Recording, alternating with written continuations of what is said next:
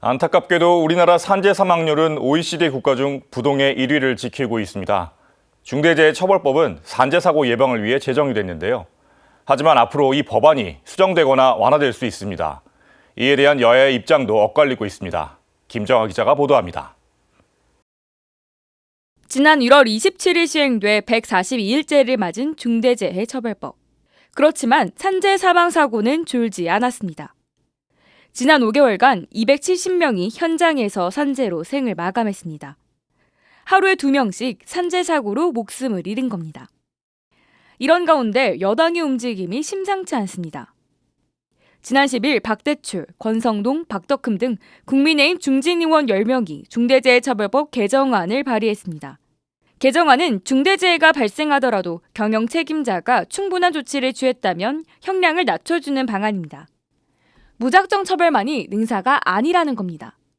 한국노총은 이에 지난 14일 성명을 내고 개정안의 즉각적인 철회를 촉구했습니다.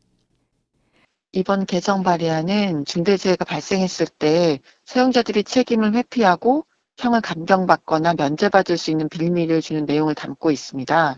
한국노총은 결국 받아들일 수 없는 사안입니다. 야당인 더불어민주당도 반발하고 나섰습니다.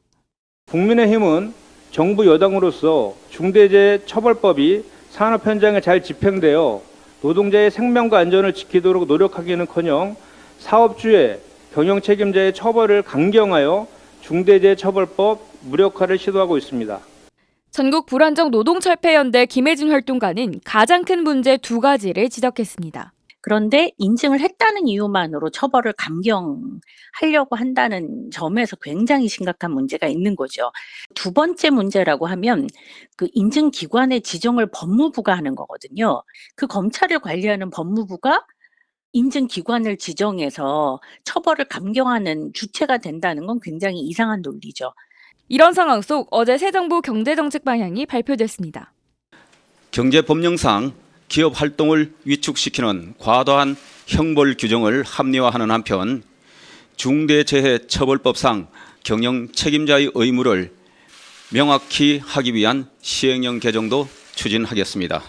여소야대 국회와 노동계의 반발로 법 개정이 쉽지 않은 만큼 대통령령이 시행령을 통해 경영 책임자의 의무를 완화할 것으로 전망됩니다.